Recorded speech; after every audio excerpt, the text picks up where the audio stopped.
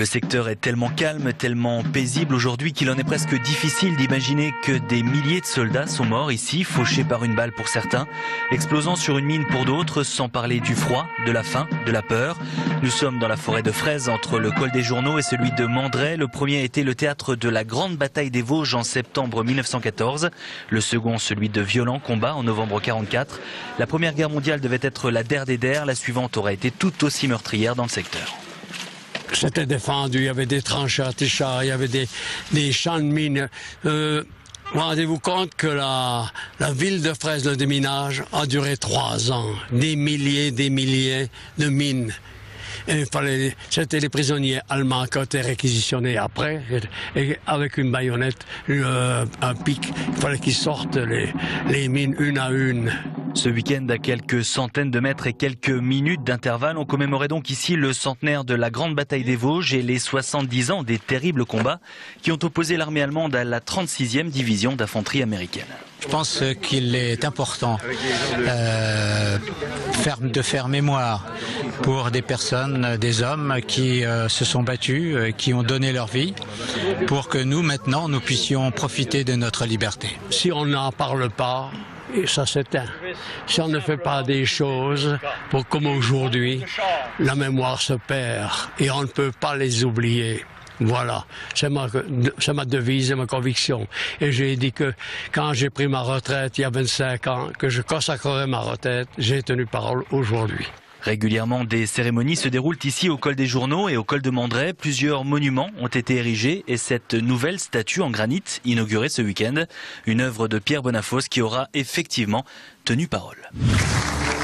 Au royaume de la petite automobile, on ne connaît pas la crise. La Smart 3e génération vient de créer 200 emplois, autant dire un petit exploit en période de crise. Avec ses 2 places et 2,50 m de long, la petite citadine s'est bâtie un nom et un succès.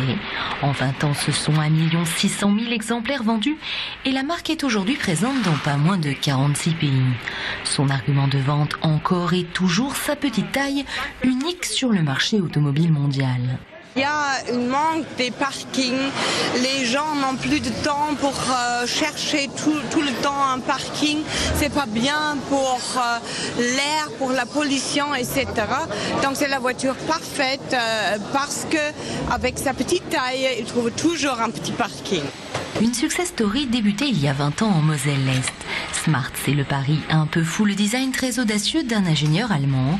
Johann Tom Ford imagine alors la voiture de demain, un modèle réduit, confortable et surtout écologique, parfaitement adapté aux futures densités urbaines, un mode de transport qui suscite alors beaucoup de scepticisme. C'est une idée qui m'est venue très tôt lors de mes études. J'ai réfléchi à la question d'un véhicule novateur et efficient, un véhicule qui soit adapté à l'environnement urbain. Mais il a été très difficile de convaincre. Dans les années 70-80, c'était un projet très avant-gardiste. En 4 mois, le site de Hambar, vaste plaine, se métamorphose. 2,5 millions de mètres cubes de terre sont rejetés, des bâtiments sortent de terre. C'est la naissance de Smartville. 68 hectares, un site gigantesque qui regroupe autour de la marque tous ses fournisseurs et sous-traitants. Au total, 1600 salariés. Insuffisant pour conquérir de nouveaux marchés, alors il y a 1 an, le géant automobile allemand Daimler investit la coquette somme de 200 millions d'euros pour produire un nouveau modèle 3e génération. Une Smart plus confortable, plus connectée et surtout plus colorée, car c'est bien la peinture EWI qui a fait l'objet de forts investissements. Le choix de couleurs pour les clients, c'est quelque chose de très important pour nos clients. Donc au niveau Tridion, on a maintenant beaucoup de choix de couleurs et au niveau CVS, il y a toujours le concept bicolore qui fait une variété de couleurs. La Smart 2 places, c'est une production 100% française, une curiosité à elle seule dans le paysage automobile. La marque s'est imposée au cœur de la capitale française et s'attaque aujourd'hui au marché chinois où elle pourrait bien trouver sa place dans des métropoles toujours plus densément peuplées.